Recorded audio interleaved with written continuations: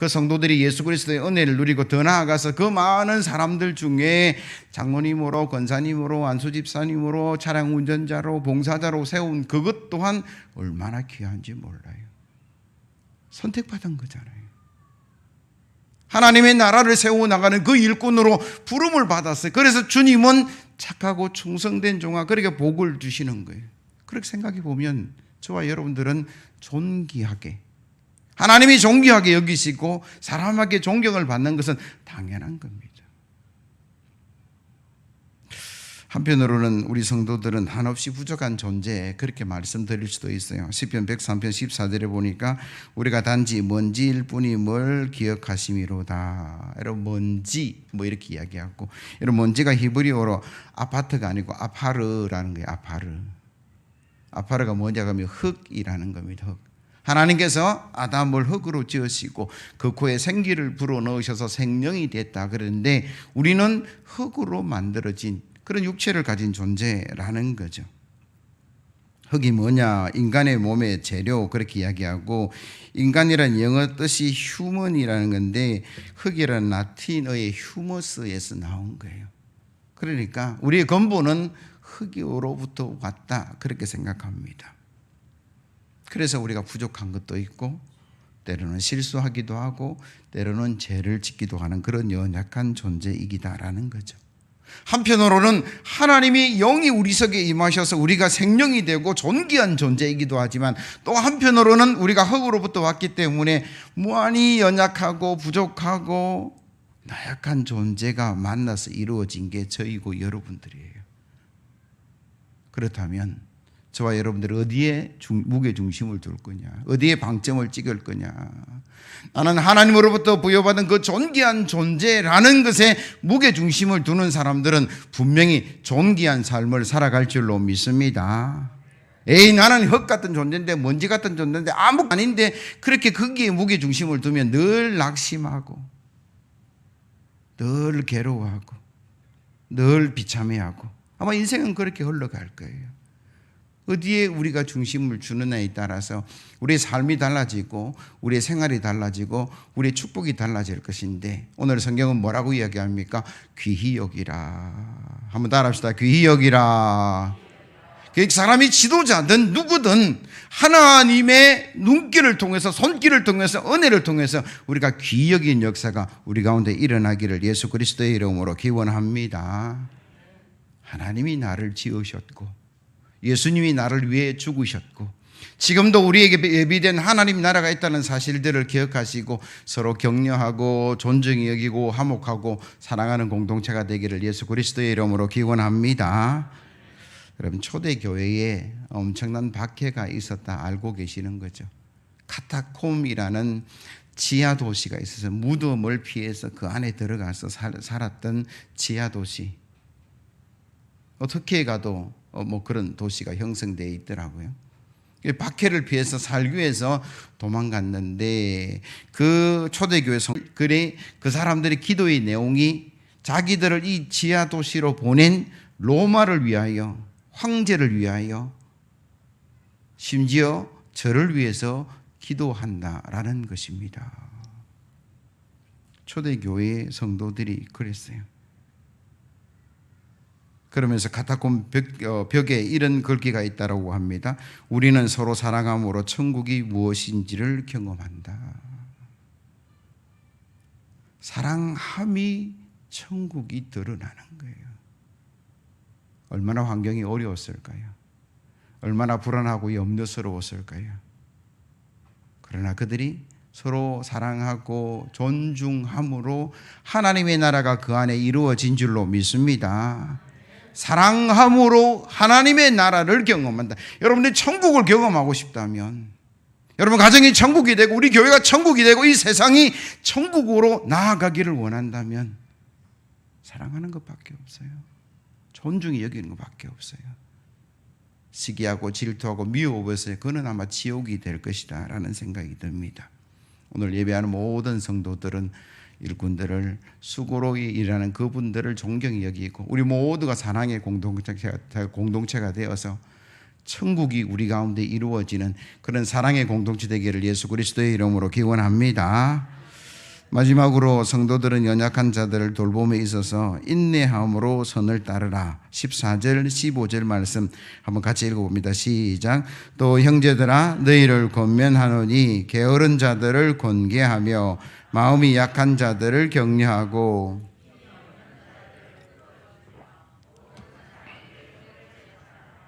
삼가 누가 누구에게든지 악으로 악을 갚지 말게 하고 서로 대하든지 모든 사람을 대하든지 항상 선을 따르라. 아멘. 여러분 어떤 공동체든 별의별 사람 다 있어요. 어디 가든지 저 사람 왜 저럴까 이런 사람 한둘이는 분명히 있는데 데살로니가 교회에 보니까 뭐라고 이야기합니까? 게으른 자도 있고 마음이 약한 자도 있고 힘이 없는 자도 있고 그들을 향해서 바울은 어떻게 하라고 이야기합니까? 권계하고 격려하고 붙들어주고 인내하라. 언제까지 우리가 참아야 됩니까? 그렇게 말하는 사람도 있을 수 있어요. 그러나 우리가 생각해 보면 나도 연약한 자였고 나도 게으른 자였고 나도 권면을 받아야 되는 자였어요. 지금도 그럴지도 몰라요. 그런데 우리는 그 약한 사람들, 게으른 사람들 향해서 책망할 때가 참 많다라는 거죠. 시간이 필요한 거예요. 아이들이 자라는데 시간이 필요하고 믿음이 연약한 자들이 믿음이 성장하는데 시간이 필요하고 예수님도 우리를 참고 계신다라는 생각을 우리는 한 번이라도 해보신 적이 있는지. 있는 그대로 다 심판한다 그러면 있는 그대로 다 갚으신다 그러면 아마 여기 앉아서 예배할 사람이 몇 명이나 될까? 여러분 밥 한 숟갈 먹고 배부르지 않는다고 불평하는 것은 어리석은 거죠.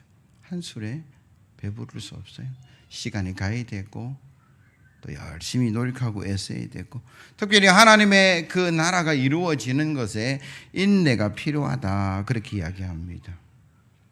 좀 부족한 면이 있어도 좀 연약한 면이 있어도 우리가 기도하고 기다려주면 성장하고 부흥하고 일어날 줄로 믿습니다. 우리가 이런 인내를 가져야 되는데 이런 교회사에 보면 감리교의 창시자 요한 웨슬레에 관한 이야기가 있어요. 영국 교회사에서 존 웨슬리라는 지성적이고 활동적인 신학자가 나온 것은 부모의 영향이다. 특별히 어머니 수산나 요한 웨슬리가 저분이고 그 옆에 어머니가 수산나인데 19명의 자녀를 출산했습니다.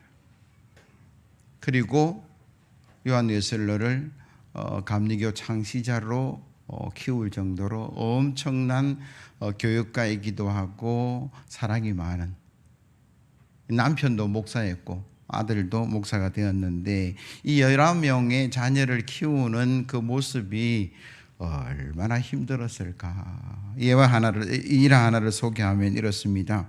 남편인 목사님 보기에도 그 수산나가 하는 일이 참 힘들어 보였던 것 같아요. 여보 도대체 어떻게 저렇게 말썽 피우는 여러 아이들에게 지치지도 않고 한결같이 같은 소리로 다 이럴 수 있는 거요. 벌써 20번이나 반복한 것 같소. 한 번 다 이러고 또 다 이러고 또 다 이러고 20번 남편이 가만히 세보니까 20번이나 아이를 혼내지도 않고 다 이러고 있더라라는 거예요. 어째 20분이나 그렇게 다 이럴 수 있느냐. 그러니까 그 수산나가 웃으면서 이런 대답을 했어요. 19번째에서 참지 못하고 화를 낸다면 18번의 다이림이 헛수고가 될 것이고 18번째에 화를 낸다면 17번째까지 다 이런 것이 헛수고가 될 것이고 그 어머니는 변화될 때까지 회복될 때까지 성장할 때까지 사랑하고 격려하고 기도해주고 그러니까 그 속에서 세계를 변화시키는 위대한 일꾼이 나타날 수 있었던 거예요. 우리는 길게 참았다라고 생각하는데 하나님은 우리에게 얼마나 참고 계시는가. 여러분 예수님께서 3년 가까이 제자들을 훈련시켰는데 그 중에 가룟 유다가 사단이 들어가서 돈을 받고 주님을 팔았어요. 그리고 군대를 이끌고 겟세마네 동산에 와서 그 군인들에게 이 어두운데 다 비슷비슷하게 생겼는데 예수님이 누군지 모르니까 내가 가서 입 맞추고 인사하는 그 사람이 체포해야 될 예수라고. 그래서 다가왔어요. 그리고 예수님께 입 맞추고 사인을 줍니다. 그래서 군사들이 와서 예수님을 체포할 때에 베드로가 화가 나서 품었던 칼을 빼고 말고의 귀를 잘랐을 때에 누가복음 22장 15절 51절에 예수님께서 이렇게 말씀하셨어요. 예수께서 일러 이르시되 이것까지 참으라 하시고 그 귀를 만져 낫게 하시더라. 예수께서 그 잡으러 온 대제사장들과 성전의 경비대장들과 장로들에게 이르되 너희가 강도를 잡는 것 같이 금과 몽치를 가지고 나왔느냐. 내가 날마다 너희와 함께 성전에 있을 때에 내가 손을 대지 아니하였도다. 그러나 이제는 너희 때요 어둠의 권세로다 하시더라. 베드로에게 뭐라고 얘기합니까? 야 베드로 너 정말 잘했어. 나 잘 지켜줬어. 그렇게 말하지 않았어요. 이것까지 참아라. 주님은 알고 계셨어요. 그 일이 하나님의 계획대로 이루어지고 폭력으로 칼부림으로 교회가 세워지지 않고 하나님 나라가 세워지지 않는 걸 말씀하고 계시는 거예요. 도리어 인내하고 기도하고 격려하고 사랑하는 그곳에 하나님의 나라가 세워진다. 우리가 성도라고 이야기합니다. 교인이라고 이야기합니다. 하나님의 나라와 일, 교회 일을 뭘로 이루어 가시겠어요? 다툼으로, 시기로, 미움으로? 아니에요. 인내함으로, 연약한 자 볼 때마다, 곤면할 자 볼 때마다, 힘없는 자 볼 때마다, 믿음 없는 자 볼 때마다 우리가 인내로 기도하고 승리하는 저와 여러분 되기를 예수 그리스도의 이름으로 기원합니다. 이야기 하나 더 하고 마칠 건데, 양봉명인의 인터뷰 기사를 보면 요즘 벌이 사라졌어요. 참 안타까운 건데 왜 벌이 사라졌느냐 뭐 그런 이야기들이 참 많은데 어쨌든 벌이 살 수 없는 세계는 사람도 살 수 없다 그렇게 이야기하는데 벌꿀을 따는 양봉 명인으로 비싸게 생산한 벌꿀을 팔려가는 그 비결을 인터뷰에서 물으니까 20%의 기다림입니다 그렇게 이야기를 했다는 거예요. 저는 잘 모릅니다만 이쪽에 소개된 이야기를 보면 양복업자들이 꽃을 따라서 가면 벌들이 꽃에 꿀을 따서 모으기 시작한대요.